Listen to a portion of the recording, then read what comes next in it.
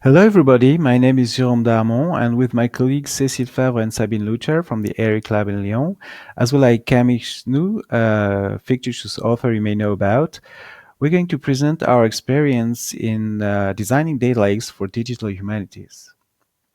First, a word about traditional data management. When you want to manage data, you first need to design a model of your data.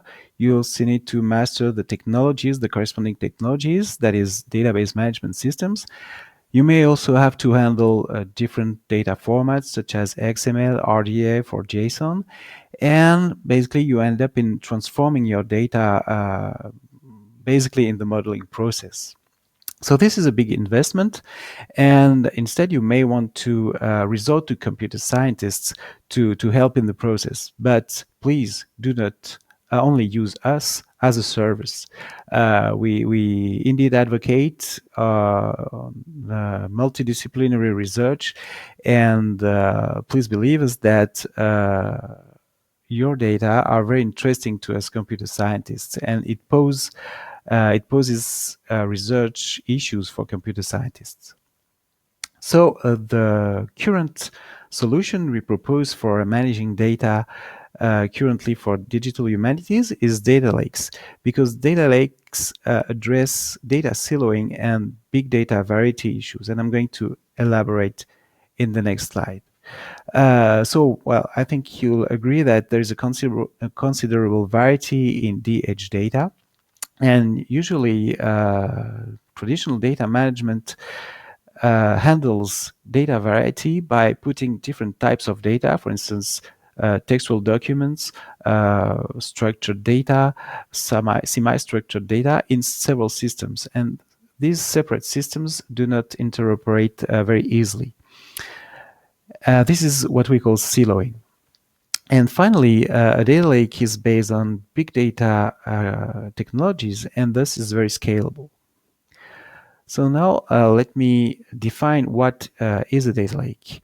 So the main thing is that all the data are stored in their native form, meaning that there is no transformation. If you are a historian, for instance, you produce some data, you will find your data in the data lake in the same form that you produced it.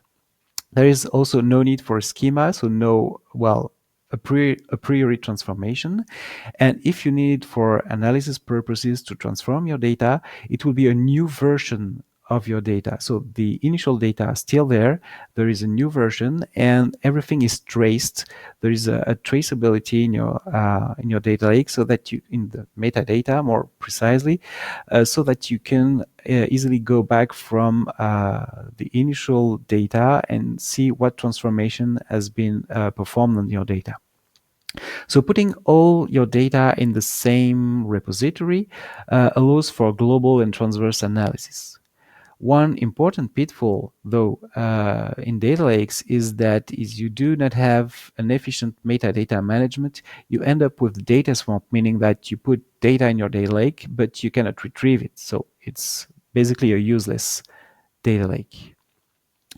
So now this is why, in our opinion, a data lake should feature first a centralized data storage. By centralized, we mean that we put all the data in the same repository, but not that it is centralized in terms of computers. It can be distributed on several computers, for instance. So we host all the data in this data lake, including possibly semantic data such as theory and ontologies. We also need an efficient metadata management system. I couldn't stress more that it's very important. And also a search engine a search engine in the broad sense of the term, to find data, to query data using the metadata, sorry. And finally, so this is usually the basic definition of data lake. And in addition, we want to add one more layer, so that the data lake is not only accessible to data scientists or computer scientists, but also to expert users such as researchers. So we add data cleaning, transforming, and analyzing tools, including, for instance, machine learning, so that researchers can navigate, visualize, and analyze in autonomy the data in the data lake. And well, the way we did that up to now is to add a graphical user interface to all the to the technological stack of the data lake. Now, let me present you 3 examples of data lakes that we used, that we designed for DH projects. The first project is called Hyperteso, and it's, well, about archaeology, to go quickly. The second is called Bretèze, and Bretèze is about reconstituting the Châtelet district in the 18th century Paris from a visual and sonorous point of view. And eventually, we have 2 more projects about management sciences that, well, basically study the performance of small companies, small and medium-sized companies. So the first project is Hyperteso. It came on from a multidisciplinary team involving archaeologists who came to us computer scientists. And there's also a digital library, archaeological museum in France and Catalonia, and a private company that does preventive archaeology. And the data in archaeology in general and in the Hyperteso projects are really rich and extremely heterogeneous. So you have textual documents, notes, images like photographs and drawings, and all these documents have a spatial and temporal dimension. So there is a surface component in the archaeological findings, and also there are layers in the ground, and these layers usually correspond to eras, different eras. So this is the temporal dimension. Archaeologists also use different kind of devices that output some data and that are most of the time not compatible with one another. And finally, archaeologists themselves do not use the same methodology, do not have the same practice. And in time, archaeology has also changed. For instance, 50 years ago, archaeology was not undergone as the same way that it is nowadays. So the objectives of Hyperteso are to host, search, and share, analyze archaeological data. So this was the part of the projects we were more involved in, and also design a domain-specific thesaurus that would be a kind of lingua franca for archaeologists, with all archaeologists still going on using their mother tongue. So in this project, we design a data lake prototype, and you can see its architecture is in 9 layers on the right-hand side of the slide. I'm not going to detail it, but just stress that this has been built with the free software Apache ecosystem, and the 4 main bricks are Atlas for managing metadata, HDFS for storage, Hive for querying and finding data from HDFS, and Spark for the analysis layer. The next project is Bretèze. It's an exploratory and multidisciplinary project.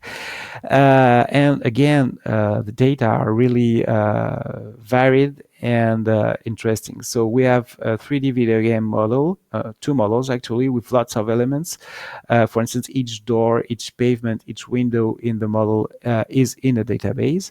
There's also a huge documentation of manuscripts, of photographs, of drawings, etc., and a legacy database in FileMaker, which technically is a little bit tricky to handle, but anyway. And we realized in the process of studying this data that it was actually a metadata database. And finally, Bretèze is made of interoperable open modules that are not specifically software modules, different modules, and they all have their data and documentation and so on. So we are involved in the strategy module of Bretèze that is about the traceability of data and the management of data. And of course, the solution we've proposed is a data lake. So up to now, we have designed a metadata system, which is, I would say, a global metadata system. And we interlinked the existing, specific metadata database with the global metadata. And that's about it, because it's only the beginning of the project, and we didn't have the time yet to design a whole data lake. Next projects are Corel and Aura PMI, which are in the field of management sciences. The common point in these two projects is that they share similar data. There are textual documents, a lot of them, different kinds of documents, annual reports from companies, interviews from leaders, press releases in French or English, and so on. And there are also tabular data from various sources, private and public institutions, and indicators created by our colleagues in management sciences. So the idea is to do cross-analysis between the documents and the structured data that is in our data lake. The goals are a little bit different between the Corel project, which is about the customer relationship strategy of companies, and Aura PMI is about the impact of digitization, and or servicization on the economic performance of small companies. So to help in getting such insights, we designed a lightweight data lake architecture that is much simpler than Hypertezos. There is a storage layer that includes Elasticsearch from indexing the documents in the data lake, a metadata layer that extends an existing standard, METS, and I'm going to get back to the metadata system later. And finally, an analysis layer that is a web-based graphical interface that you can see on the right-hand side. This interface helps filtering documents and then crossing data related to the companies mentioned in the documents, or the keywords mentioned in the documents, or there are different types of analysis, so that they can cross all types of data in the data lake. So this interface is an old one. We have a new one that is much more complete now. In conclusion, something interesting that I didn't mention yet is that all our data lakes are based on a meta system that we designed that is called MEDAL. And we made MEDAL somewhat generic because we didn't want this metadata system to be a gas factory, basically. So it is up to some point generic, and then we always tailor it to specific needs, specific disciplines, specific data lakes. Another thing we strongly advocate for is the industrialization of data lakes. So this has, not much to do with an actual industry, but the idea is to allow advanced users, and not only data scientists or computer scientists, to work in autonomy on the data lake. So specifically here, DH researchers. So we do that with the help of graphical interfaces, but much more importantly, it is multidisciplinary research that helps researchers master from the beginning to the end, producing the data, to the analysis with all the transformations and, whatever processing you may do in the meantime, to work in autonomy. And we also resort to training, of course, to avoid the click-to-go approach that would end up in kind of a black box that we really don't want.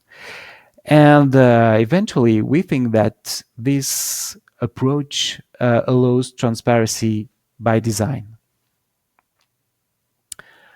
So eventually, I would like to thank all our partners who trusted us in this project, the institutions that funded these projects, and you, attendants, for your attention. Thank you.